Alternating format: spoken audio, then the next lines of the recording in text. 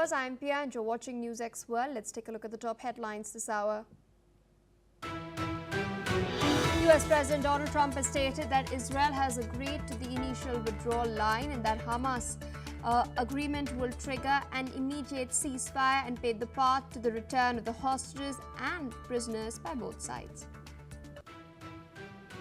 Israeli Prime Minister Benjamin Netanyahu has warned that the demilitarization of Gaza will happen either by Trump's plan or by Israel's military after agreeing to the initial withdrawal proposal made by Trump. The activists detained by Israel from the Global Summit flotilla, who've now been released, have alleged severe mistreatment in Israeli custody, particularly with Swedish activist Greta Thunberg.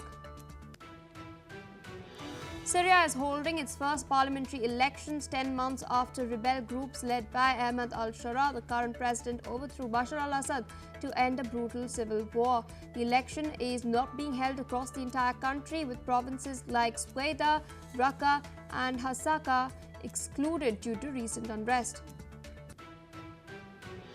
Billionaire Andrej Babis's populist ANO party has taken a commanding lead in the Czech Republic's parliamentary election but is on track to fall short of a majority.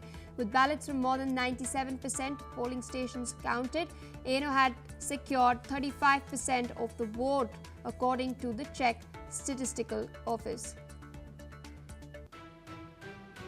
Typhoon Matmo is strengthening ahead of its landfall in China, prompting the government to evacuate 150,000 people from the southern Guangdong province. The storm had sustained maximum wind speeds of 151 kilometers per hour, according to China's meteorological center. It is expected to make landfall around midday.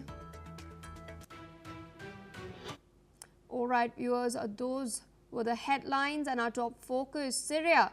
Syria will select members of its first post-Assad parliament in a process criticized as undemocratic, with a third of the members appointed by the interim leader Ahmad al-Sharaa. The assembly's formation is set to consolidate the power of al-Sharaa, whose Islamist forces led a coalition that toppled longtime ruler Bashar al-Assad in December after more than 13 years of civil war and 5 decades of one-family rule. Now, according to reports, more than 1,500 candidates, just 14% of them will be women, and they're running for assembly, which will have a renewable 30-month mandate. Sharaa is to appoint 70 representatives out of the 210-member body, and the other two-thirds will be selected by local committees appointed by the Electoral Commission, which itself was appointed by Sharaa. Now, some locals and a parliamentary member have reacted to the situation. Listen in to what they had to say. الانتخابات هاي مين انتخابات بس يعني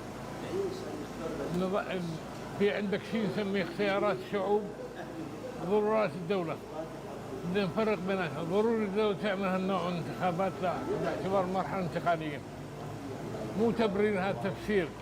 أنا لما تصير انتخابات مباشرة الشعب ينتخب مباشرة بدون وساطة، يعني بدون ممثلين عنه، أنا أنتخب. أما الدورة هاي ما راح أنتخب. لما يكون تعيين تطلع شرائح مثقفة، حقوقيين، مهندسين، أطباء، سيرفيسمن، يعني يفتهمون الدساتير، القوانين المشرعة كلياتها خير. أما إذا صارت انتخابات، يعني كون ما في أحزاب الحزب، راح يصير تعاطف مع ابن القرية وابن العشيرة وابن الكذا. تتوقع أنه يطلعون الأميين أكثر من المتعلم. أنا مخاوف ما عندي إطلاقاً لسبب جداً وجيه، لأنه حكومتنا الجديدة حكومة معتمدة على الدين بالدرجة الأولى، على الأخلاق، على القيم، على المبادئ. فأنت لما بيكون في حدا بيمثلك، سواء إلك حصة كمرأة موجودة أو غير موجودة، فأنت عندك ثقة فيهم. بعض الانتقادات هي فعلا محقة، بس هذا الشيء لابد منه، لابد انه يكون في ثغرات، لانه الحكومة جديدة على الحكم ونحن جداد على الحرية. فنحن اول مرة بنحس رجع لنا وطننا ورجعت في عنا دولة بنفخر وبنقدر ان نشارك. With us on the broadcast is Mr. Ross Feingold, political analyst, joining us from Taipei. Thank you so much for taking out time and speaking to us on the broadcast. Most of, about 1/3, in fact, of those who are set to be selected by local councils appointed by Al-Shara. So why is he in the first place conducting this exercise? Is it just optics? It's easy to say it's optics. It's easy to say it's not democratic, but from a different perspective, they got to start somewhere. This is a country whose institutions were dominated by the Assad family and the Assad family's cronies for over 50 years. And the institutions are completely degraded. They lack legitimacy, and everything needs to be rebuilt. They need to rebuild their institutions, including the government institutions, and really need to build knowledge about the proper operation of democratic government, if hopefully that is the direction they're going to go. And hopefully they do go in that direction, and they don't have a return to strongman authoritarian governance. But again, they have to start somewhere, and it's easy for international critics to say this isn't democratic, and it's true, it's not really democratic. But again, they have to start somewhere. And sir, also speaking geopolitically, we do know Syria and the current government is negotiating with Israel for establishing a deal, and in fact the US is also involved in this. Where do you think this was headed, and do you think if Syria and Israel do reach a deal, it could lead to long-term internal stability in Syria?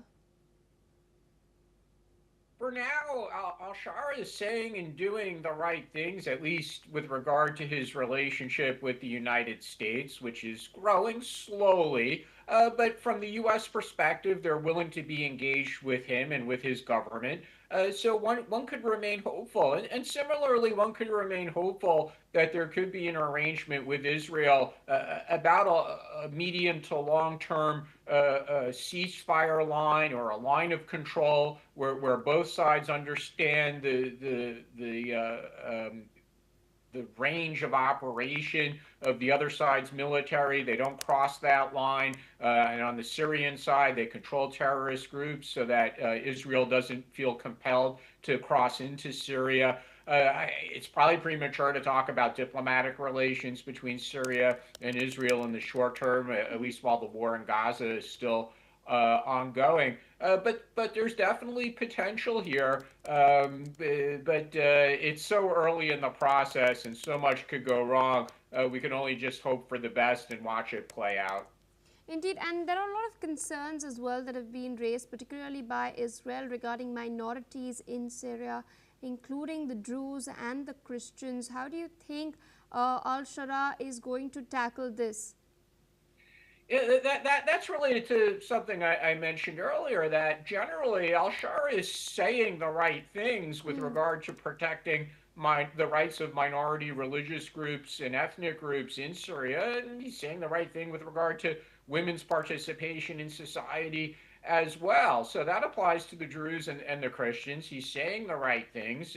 His government is clearly struggling to impose its authority across the entirety of the country, and there's still armed groups, and there's still terrorist groups with arms operating within Syria. So that's one of those things that are subject to negotiation with Israel. But again, if Syria is going to prevent or forestall Israel's desire or view that it needs to intervene, then his government needs to exercise authority, including policing authority and keeping order and combating armed groups. And that's still very much a work in progress.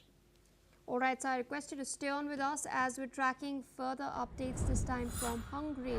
Now, we're learning that several thousand people attended a pride march in the Hungarian university city of Pécs in defiance of an official ban.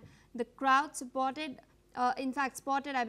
colorful flags as well as anti-government signs bearing slogans such as "Hungary is a dictatorship." Now, organizers have circumvented a ban on pro-LGBTQ protests by declaring the parade's purpose was to draw attention to the overpopulation of wild animals and the accidents they cause. Police banned the PAKE's Pride March on the 6th of September, followed by the Supreme Court's order on the 15th of September, and participants can now face fines. In fact, Viktor Orban's ultra-conservative government adopted a law banning LGBTQ parades in mid-March. Orban has framed the restriction as an effort to promote child protection. In fact, members of the European Parliament, including independent Romanian MEP Nicole Stefanuta and Luxembourg's Green MEP Tilly Metz showed up to show solidarity with the community. Listen in to what the attendees had to say. Egyrészt sajnos nem csak az LMBTQ-ról szól ez a tüntetés, hanem az alapvető emberi jogaink korlátozásáról, és ez egy szempontból jó, mert így valószínűleg még több embert érdekel, és több ember fog kijönni így a tüntetésre, de közben meg nagyon szomorú, hogy ilyen formán akarják korlátozni a gyülekezési jogainkat. Jövünk ki. Én közvetlenül nem tartozom az LMBTQ szervezetekhez, a közösséghez, de nagyon sok tanítványom, nagyon sok barátom igen, és nem is értem azt, hogy miért kell őket tiltani. Rengeteg jó értékes emberek vagyunk mind, egyszerűen felfoghatatlan, hogy a szabadságjogainkat megfosszák. Akinek nincs szabadsága, ha másnak nincs szabadsága, akkor nekem sincsen. Still with us on the broadcast is Mr. Ross Feingold. We can clearly see thousands have defied the ban that was put in place by the Hungarian government and the Supreme Court as well, in order to advocate for LGBTQ rights in Hungary. But considering that the court too ordered this ban, do you think there will be now legal consequences for the protesters who come out on the streets and they're going to have to face fines and potentially something even worse?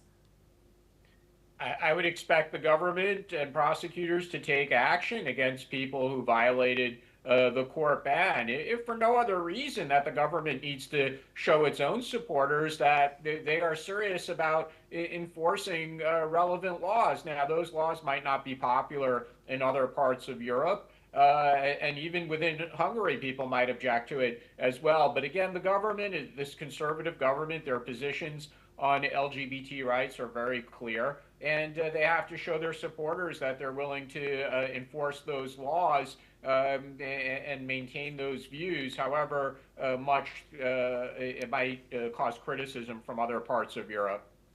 All right, so with that, I would like to thank you for taking out time and sharing your perspective with us on NewsX World. With that, viewers, we're shifting our focus away from Hungary and towards Morocco. We're now learning that members of a Moroccan online youth collective are continuing their protest for an 8th consecutive day, demanding better public health and education services. The demonstrations in the usually stable North African kingdom have bucked the perception of young Moroccans as being politically disengaged and have been organized since last Saturday by Gen Z 212, a group active on the web platform Discord. Now, according to local media reports, hundreds of people gathered in the north of the country chanting slogans such as "The people want an end to corruption" and "Freedom, dignity and social justice." Take a look. كشاب من هذا الجيل اللي ما تيهمش جينيراسيون زد اكس اكغاك اللي انا كنمثل راسي كشاب في هذه البلاد كنطالبوا بواحد اللي ما نقدرش نقولوا حتى مطالب حشومه نقولوا عليهم مطالب اللي هما حقوق وحقوق بسيطه. اولا الصحه وثانيا التعليم. من نهار 29 ولا 27 الشباب ديال المغرب كيطالبوا بالصحه، التعليم، محاسبه بطريقه سلميه بيان سور. دونك الصحه كنطلبوا بالصحه باش نكونوا مزيانين باش نخدموا البلاد ديالنا. عاوتاني كنطالبوا بالتعليم مزيان باش نقدروا نزيدوا بلادنا القدام، نزيدوا نكونوا حنا من المنافسين ديال البلدان المقدمه. حنا ما طلبناش كنظن بزاف من الحكومه باش نتلقاو هذا الرفض. Meanwhile, shifting focus to the United States, mass protests have erupted in several U.S. cities over federal immigration enforcement and the deployment of National Guard troops. In Chicago's Brighton Park, demonstrators clashed with federal agents after an ICE-involved shooting. Tear gas and pepper spray filled the streets as protesters demanded answers. Meanwhile, in Portland, a federal judge temporarily blocked President Trump's plan to send 200 National Guard troops, stating that there was no evidence of rebellion. Still, demonstrators gathered outside ICE headquarters, trading insults with federal officers. And in Memphis, students and activists marched against troop deployments and against Elon Musk's massive XAI data center, calling it an occupation of their city. All these protests are coming amid growing tensions over Trump's immigration policies and federal crackdowns in urban centers. In fact, speaking of the recent crackdown that has been taking place, as I mentioned earlier, a U.S. district judge temporarily blocked Trump's bid to deploy over 200 National Guards. In fact, Judge Karen J. Immergut, who oversaw the case, was interestingly a Trump appointee. Now, after hearing the Oregon and Portland lawsuit against the Trump administration, Judge Immergut issued a temporary restraining order. Immergut wrote that the U.S. Constitution grants Congress the power to call forth troops, that is the militia in the founding document, in order to execute laws, suppress an insurrection or repel an invasion. She went on to state that the Trump administration's attempt to federalize the National Guard absent constitutional authority and undermines the sovereign interests of Oregon. She's further stated that this country has a long-standing and foundational tradition of resistance to government overreach, especially in the form of military intrusion into civil affairs. She's also gone on to state that this historical tradition boils down to a simple proposition: this is a nation of constitutional law, not martial law, and the defendants have made a range of arguments that, if accepted, risk blurring the line between civil and military federal power to the detriment of this nation. Now, it is pertinent to note that Justice Immergut's ruling is not the final say on the matter. However, the Oregon judge wrote that the plaintiff showed a likelihood of success on the merits, justifying a temporary restraining order. She blocked the implementation of Trump administration's September 28 memo ordering the federalization and deployment of the Oregon National Guard in Portland.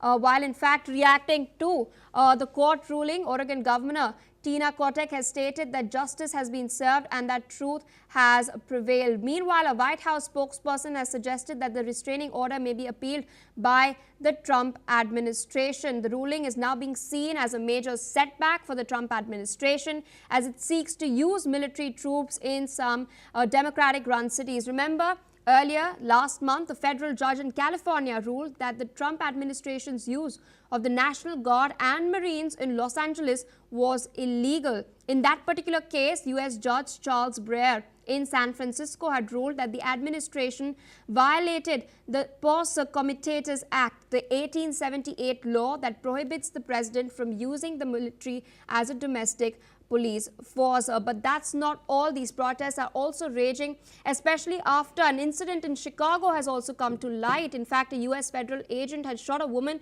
in Chicago hours after the court had blocked Trump's troop order in Portland in Oregon.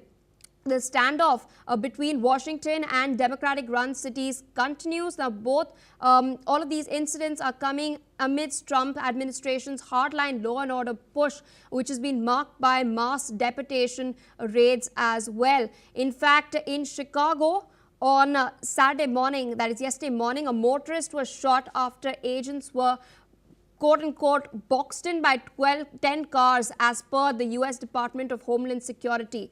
Now, the driver allegedly rammed her vehicle into the law enforcement vehicle, forcing agents to exit their car. In fact, DHS official Tricia McLaurin has stated that the driver was armed with semi-automatic weapon and was shot as law enforcement was forced to deploy their weapons and fire defensive shots at an armed U.S. citizen. Now, the unidentified motorist reportedly drove herself to the hospital to get care for the wounds.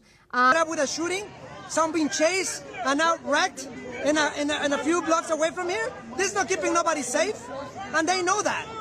Look at what's going on. These are war zones. These are war zones in neighborhoods that are full of life, full of culture, full of life, full of vibrancy. We love our diversity. This is perpetrated by people that want to go back 100 years ago to the civil rights, when people lynch, when there were people getting lynched. This is what this is about, and we got to unite working people against this fascist authoritarian regime. Shifting focus away from the United States towards Indonesia, we're now learning that Indonesia's disaster mitigation agency has stated that the number of students confirmed dead after the collapse of an Islamic boarding school building has now risen to 36. Rescue workers are still continuing their efforts to search for the bodies of the 27 students who still remain missing, trapped under the rubble. Listen in to what an official from the disaster mitigation agency has said. Kita berhasil menemukan sekitar 36, berarti masih 27 lagi yang diperkirakan berada di lokasi runtuhnya musola. Tapi kita juga tidak bisa berpatokan sama yang 27 itu, ada kemungkinan juga lebih, ada juga kemungkinan kurang. Ini semua akan terlihat ketika nanti reruntuhan ini sudah bisa kita ambil semua rata dengan tanah. Meanwhile, authorities have also stated that cranes have been deployed to excavate debris and that evacuation efforts are 60% complete. The Al-Khuzini school in the town of Sidoarjo collapsed last week on top of hundreds of teenage students during afternoon prayers. The foundation of the school was unable to support the ongoing construction work on its upper floors, work that had not been authorized by local authorities. Now, rescuers received the parents' permission to make use of heavy equipment after failing to find signs of life during previous efforts. Rescuers have dug through tunnels in the remains of the building but have still not found any signs of life. All right, viewers, shifting focus to more developments, this time from Georgia. Large-scale protests have erupted in Georgia during municipal elections, with thousands gathering in Tbilisi, accusing the ruling Georgian Dream Party of authoritarianism and leaning towards Russia. The demonstrations turned violent when some protesters tried to break into the presidential palace compound. Police has declared that the rally was unlawful and responded with tear gas, pepper spray and water cannons. In fact, officials say that more than 24 people, including police officials and demonstrators, were injured. The government, meanwhile, insists that the elections were fair, claiming victory in every single municipality. But with opposition leaders jailed and EU talks suspended, protesters say they will continue their fight for democracy and fresh elections. Listen in. We are here for freedom of our country, for Euro integration, because we're the member of the Europe family. We're here for freedom of our political prisoners, and we demand Georgian Dream, so-called Georgian Dream, to leave us alone and go to their homeland, Russia. That's expression of deep crisis, which is absolutely formed by our pro-Russian and authoritarian government, and that's what's happening now. And I think this protest will continue until these demands will be responded properly from our government. That's what's happening, and yes, that's absolutely democratic process which is happening in the streets, and it's absolutely non-democratic process which is happening in the institutions, in the parliaments, and in the electoral process, and anywhere, you know. One of the main reasons why we've gathered here today is because we want to see that we're not alone in this, and we're trying to fight, well, now it's been a year, almost a year of non-stop protest every day. All right, viewers, with that, it's a wrap on this bulletin. More news and updates on the other side. Stay tuned on NewsX World as we dip into a quick short break.